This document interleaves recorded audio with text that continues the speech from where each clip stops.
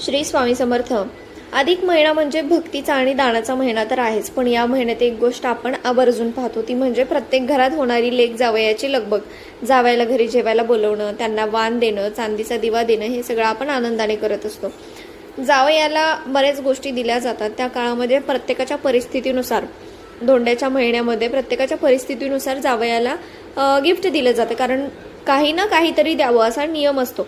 पण कधी विचार केलाय का की फक्त लेक आणि जावयालाच इतकं महत्त्व काय आहे? बाकीचे पण नातेवाईक असतानाही जावयालाच धोंडा का दिला जातो? तर याच्या पाठीमागे काहीतरी शास्त्र आहे, कोणती तरी गोड परंपरा दडली आहे. तर ती कोणती? अधिक महिन्याला आपण पुरुषोत्तम मास म्हणतो आणि या महिन्याचे स्वामी आहेत भगवान विष्णू. जावयाला श्री विष्णूचं स्वरूप मानलं जातं आणि आपली मुलगी ही लक्ष्मी असते. साक्षामध्ये आपण तिला लक्ष्मी मानत असतो, म्हणजे तिचा पती तो विष्णूचं स्वरूप झालं. ज्याप्रमाणे आपण अधिक महिन्यात विष्णूची उपासना करतो, त्याचप्रमाणे आपल्या घरी आलेल्या जावयाची म्हणजे विष्णू मानून पूजा केली जाते. जावयाचा मान राखणं म्हणजे प्रत्यक्ष पुरुषोत्तमाचा मान राखण्यासारखं असतं. अशी आपली श्रद्धा आहे, म्हणजे बऱ्याच ठिकाणी आहे, बऱ्याच ठिकाणी या गोष्टीबद्दल माहिती पण नाही.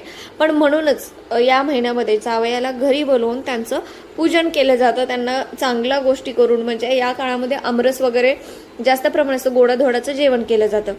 आता पाहिलं असेल की जावयाला देताना 33 अनारसे, 33 बत्तासे किंवा 33 वस्तू दिल्या जातात.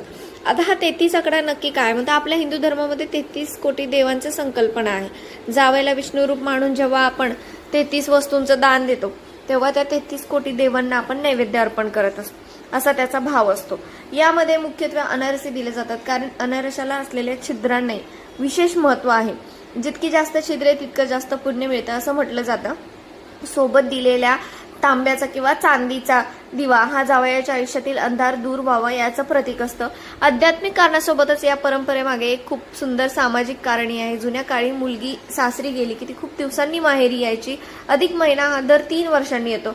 या निमित्ताने लेक आणि जावई माहेरी येतात. संपूर्ण कुटुंब एकत्र येतं आणि नात्यांमधला जो ओलावा असतो तो वाढतो. जावयाचा मानपान केल्यामुळे सासर आणि माहेरचे संबंध अधिक दृढ होतात.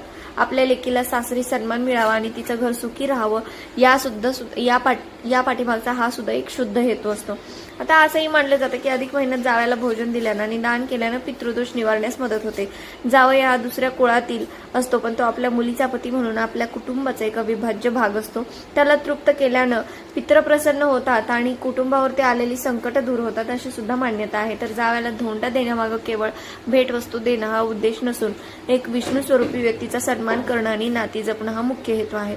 तर तुमच्याकडे अधिक महिना कसा सेलिब्रेट केला जातो हे सुद्धा मला कमेंटमध्ये सांगा आणि श्री स्वामी समर्थ लिहायला विसरू नका.